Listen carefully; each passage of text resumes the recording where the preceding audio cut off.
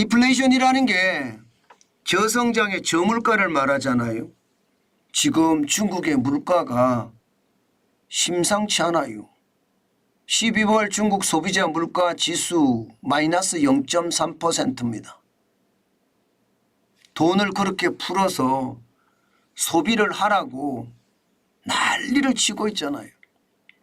금리도 낮추고 은행의 지급 준비 비율도 낮추고 심지어 추가 경정 예산을 가지고 180조 우리 돈으로 180조가 넘는 돈을 지방정부에다 뿌리고 진짜 할 수 있는 것은 다 하고 있는 것 같습니다. 그런데 소비가 안 살아나요. 소비자 물가가 떨어졌다는 것은 여러분 사는 사람이 적다는 거예요. 소비가 많으면 가격이 올라갑니다. 공급이 많으면 가격이 떨어지고요. 그런데 소비가 적으면요. 공급은 그대로이라고 하더라도 가격이 떨어질 수밖에 없거든요. 지금 그만큼 소비가 지금 중국은 죽을 쓰고 있다. 이렇게 해도 과언이 아닙니다. 중국은 걱정하지 마라. 걱정하지 마라. 중국 경제 살아난다. 이렇게 이야기하지만 그거는 누구도 믿지 않아요. 이 통계 지표 자체도 말입니다. 과연 어디까지 믿을 수 있을까? 솔직히 잘 모릅니다. 왜냐하면 청년 실업률이 지난 6월에 발표를 끝으로 7월부터 반년째 발표를 안 하고 있습니다. 아마 청년 실업률이 21%를 넘어서서 23%, 24%까지 갔다는 뜻이거든요. 그러면 중국 경제가 지금 굉장히 어렵다는 거예요. 소비자 물가가 말입니다.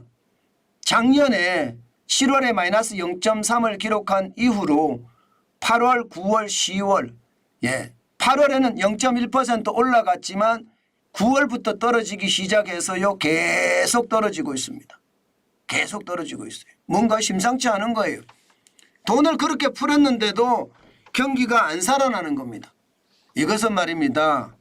저는 여러 가지를 생각해 봐야 된다고 봅니다. 가장 먼저 생각해 봐야 될 게 생산자 물가인데 이게 생산자 물가도 이게 뭐 수정이 될 가능성이 거의 없어 보입니다. 지금 12월에 마이너스 2.7%입니다. 지난 6월에 마이너스 5.4%였는데 12월에 마이너스 2.7%면 1월에 소비자 물가는 또 마이너스로 간다는 거예요. 또 마이너스로. 그러면 저성장의 어떤 모양새가 길어진다는 이야기잖아요. 자, 그러면 왜 이런 모양새가 나타날까? 뭐 생산자 물가가 떨어지니까 그 다음 달에 소비자 물가는 떨어지는 거 당연하다. 이런 거의 말입니다. 뭐라고 얘기해야 되나요? 핵심적인 이야기는 뭐 충분히 우리가 이야기하고요. 그런데 저는 어떤 생각을 하나 하면요. 지금 중국의 소비자들이 정부를 못 믿는 것 같아요. 야, 이거 저는 큰 충격 올 거라고 생각하거든요. 중국의 소비자들이 정부를 못 믿는다. 좀 더 나아가면 중국 정부의 정책을 못 믿는다는 뜻이 되거든요. 그러면 여러분 못 믿으면 심리가 쪼그라듭니다. 심리가 쪼그라들면요. 소비 더 안 합니다. 소비를 더 안 하면 안 할수록 중국 경제는 디플레이션이라는 저성장의 저물가 형태가 심각하게 몰아칠 겁니다. 그러면 일본식 불황이라고 이야기하는 최악의 불황을 맞을 수도 있습니다. 바로 이것이 중국의 최악의 충격입니다. 실제로도 그런 모습이 나타나거든요. 뭐 수출이 좀 좋아졌다고 해요. 작년 11월에 0.5%가 늘고요. 12월에 2.3%가 늘었지만 2023년 전체적으로 수출이 마이너스 4.6%가 떨어진 것. 중국은 수출이 떨어지 본 적이 없습니다. 개혁 개방 이후로 중국의 수출은 계속 늘어났지 떨어진 적이 거의 없어요. 그런데 떨어지고 있다는 것, 떨어졌다는 것, 이것은 말입니다. 중국 경제에 충격이 될 수 있다 하고 이야기할 수가 있고요. 특히 말입니다. 수입이 완전 꼬꾸라졌습니다. 5.5%까지 쪼그라졌습니다. 12월이. 이것은요.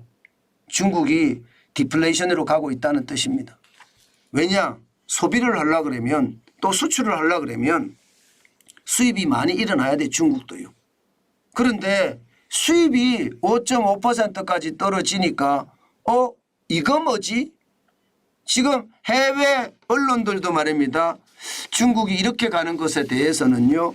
이러다가 중국에 엄청난 충격이 온다 이렇게 전망하고 있습니다. 게다가 말입니다. 소비를 심각합니다. 완전히 초저가 짠물 소비만 한다고 해요. 지금요. 중국의 조식 뷔페 3위안 하는 550원 하는 데가 북적거리고요. 중국식 모닝빵 350원 하는 게 2위안이거든요. 이게 불티나게 팔린다고 해요. 예를 들어 중국의 파리바게트에서 빵을 하나 살라 치면 1,800원 가까이 가거든요. 그런데 350원이면 굉장히 싸잖아요. 여기다가 미용실도 12원, 18,000원, 1,800원 정도 되는 데가 지금 북적북적 한다고 해요. 그러면 소비를 아예 안 하겠다 하더라도 최소한의 소비만 하겠다 이런 얘기잖아요. 결국 이것은요. 저는 중국 경제 전체적으로도 타격이 될 수밖에 없다고 봅니다. 예, 성장률도 원래 굉장히 낮잖아요. 저는 우리가 굉장히 조심을 해야 되는 게 이런 거라고 봅니다. 중국의 상황이 사실 좋지 않잖아요. 중국 경제가 무너지고 있잖아요. 예, 그래서 경제 성장률도 5%도 달성 못할 거라고 하잖아요. 그러면 우리에게도 그만큼 충격이 온다는 것도 생각해야 되고요. 중국의 상황이 이게 당장 말입니다. 1년 안에 끝난다. 이렇게 생각하면 안 됩니다. 절대로 안 됩니다. 미국과 중국의 충돌은요. 누가 하나 죽을 때까지 할 거예요. 그렇기 때문에 중국이 이기면 뭐 좋아지는 그런 상태가 되겠지만 중국이 지면요. 아마도 러시아의 전철을 밟을 수도 있습니다. 그렇기 때문에 우리는요. 미중 충돌에 아주 예의주시하게 봐야 되고요. 또 우리 수출도 빨리 다변화시켜야 됩니다. 예, 지금 중국 일변도의 수출이 좀 더 강해지면요. 더 어려워질 겁니다. 저는 제가 계속 말씀드리는 것처럼 중국에 기대고 있는 것보다가 중국에서 자립하는 길이 우리가 사는 길이다. 저는 그렇게 보거든요. 결국은 미중 충돌은 누가 대통령이 되더라도 하늘에 태양은 두 개가 필요 없듯이 아마 싸우고 또 싸울 겁니다. 그렇기 때문에 조심하시고 또 조심하셔야 된다는 것 저는 강조해서 말씀을 드립니다. 그만큼 말입니다. 중국의 상황이 예전만 못해요. 절대로 예전만 못합니다. 반드시 이 상황은 우리가 기억해 둬야 됩니다. 이제 중국의 호황기는 저는 끝났다고 봐요. 중국이 만약에 호황을 맞으려고 하면 이게 중국이 미중 전쟁에서 이겨야 되는데 미국이 시장이 전 세계에서 가장 큰 시장이고요. 유럽이 시장이 그 다음인데 이거 뚫기가 만만치 않잖아요. 그렇게 생각하면 우리는요. 중국의 빈자리를 제대로 뚫어서 대한민국의 정체성을 살려가는 것 저는 굉장히 중요하다고 봅니다. 그것만이 우리가 살 길이다. 저는 그렇게 생각합니다. 예, 당연히 말입니다. 중국 경제를 예의주시해서 들여다봐야 되고요. 또 우리는 우리 살 길을 더 확실하게 챙겨야 된다. 그 말씀 강조해서 드립니다.